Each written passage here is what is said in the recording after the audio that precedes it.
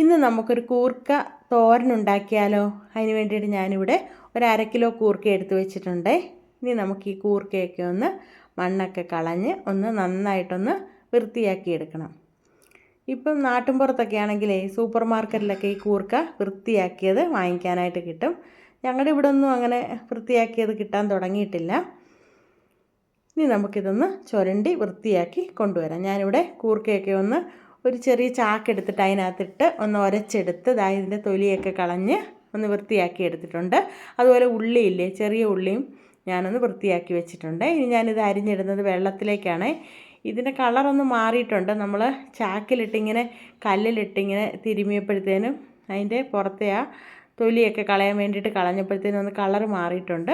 ഇനി നമുക്കിതൊന്ന് വെള്ളത്തിലേക്ക് അരിഞ്ഞിടാം. അരിഞ്ഞിട്ടതിന് ശേഷം ഞാൻ ആ ഉള്ളി കൂടി ഒന്ന് ചെറുതായിട്ടൊന്ന് അരിഞ്ഞെടുത്തിട്ടുണ്ട്. ചെറിയ ഉള്ളിയാണ് നല്ലത്, ഇത് സവോളയെക്കാളും ഈ തോരത്തിനകത്ത് ചേർക്കാനായിട്ട്. ഇനി ഞാനിവിടെ ഒരു അരപ്പ് തയ്യാറാക്കാനായിട്ട് തേങ്ങ, കാന്താരിമുളക്, ചെറിയ ഉള്ളി, കറിവേപ്പില ഇതും കൂടെ എടുത്ത് വെച്ചിട്ടുണ്ട്.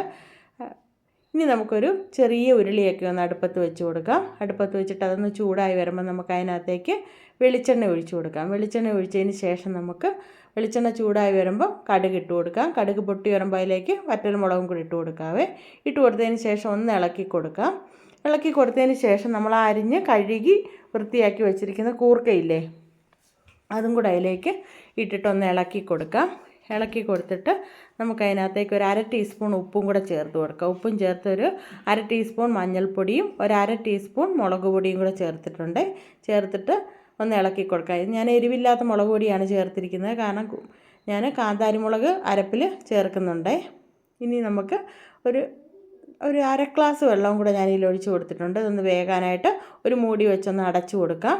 അതൊന്ന് വേകട്ടെ. ആ വേകുന്ന സമയം കൊണ്ട് നമുക്ക് അരപ്പൊന്ന് ചതച്ച് കൊണ്ടുവരാം. ഞാൻ കാന്താരിമുളക് ഇട്ട് കൊടുത്തു, ചെറിയ ഉള്ളി ഇട്ട്, ഇനി നമുക്ക് തേങ്ങായും കൂടെ മിക്സിയുടെ ജാറിലേക്ക് ഇട്ട് കൊടുക്കാം. അതിന് ശേഷം നമുക്ക് അതിനകത്തേക്ക് ഇനി 2 തണ്ട് കറിവേപ്പിലയും കൂടെ ഒന്ന് ഇട്ട് കൊടുക്കാം. ഇട്ട് കൊടുത്തിട്ട് നമുക്ക് പെരിഞ്ചീരകം, ഞാൻ ഒരു 1/2 ടീസ്പൂൺ പെരിഞ്ചീരകവും ഒരു 1/4 ടീസ്പൂൺ മഞ്ഞൾപ്പൊടിയും കൂടെ ചേർത്തിട്ടുണ്ട്. മഞ്ഞൾപ്പൊടി ഞാൻ നമ്മുടെ കഷ്ണത്തിൽ ചേർത്തത് കൊണ്ട്, കൂർക്കയിൽ ചേർത്തത് കൊണ്ടാണ് കുറച്ച് ചേർത്തത്. ഇനി നമുക്ക് മൂടിയൊക്കെ തുറന്ന് നോക്കാം കൂർക്ക വെന്തിട്ടുണ്ടോ എന്ന്.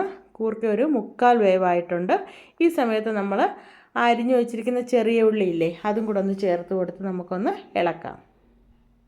ഇതുപോലെ അങ്ങ് ഇളക്കി കൊടുത്തിട്ട് നമുക്ക് ഒരു ലേശം ഉപ്പിൻ്റെ കുറവുണ്ടായത് ഞാനൊരു 1/4 ടീസ്പൂൺ ഉപ്പും കൂടെ ചേർത്തിട്ട് നമുക്കിനി ഒന്ന് മൂടിയൊക്കെ വെച്ചൊന്ന് അടച്ചു കൊടുക്കാം. ഇതവിടെ ഇരുന്നൊന്ന് വേകട്ടെ.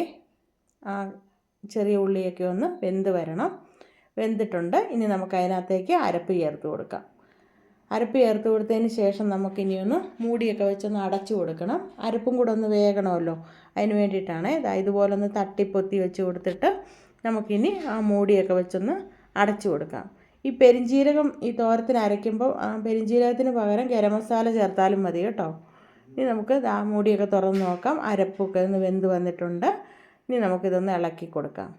ഇതുപോലെ ഒന്ന് ഇളക്കി കൊടുക്കുക. ഇളക്കി കൊടുത്തതിന് ശേഷം നമുക്ക് ഇതിൽ ഉപ്പും ഒക്കെ ഉണ്ടോ എന്ന് നോക്കണം. കുറവുണ്ടെങ്കിൽ ഈ സമയത്ത് നമുക്ക് ചേർത്ത് കൊടുക്കാം. ഇപ്പോൾ എനിക്ക് ഉപ്പൊക്കെ പാകത്തിന് തന്നെ ഉണ്ട്. ഇനി ഞാൻ അതിനകത്തേക്ക് ഒരു ടേബിൾ സ്പൂൺ വെളിച്ചെണ്ണയും കൂടെ ചേർത്ത് കൊടുക്കുവാണേ. ഒന്ന് ചേർത്ത് കൊടുത്തിട്ട് ഒരു 2 തണ്ട് കറിവേപ്പിലയും കൂടെ നമുക്ക് ഇട്ട് കൊടുക്കാം. ഇട്ട് കൊടുത്തതിന് ശേഷം നമുക്കൊരു മൂടി വെച്ചൊന്ന് അടച്ചു കൊടുക്കാം.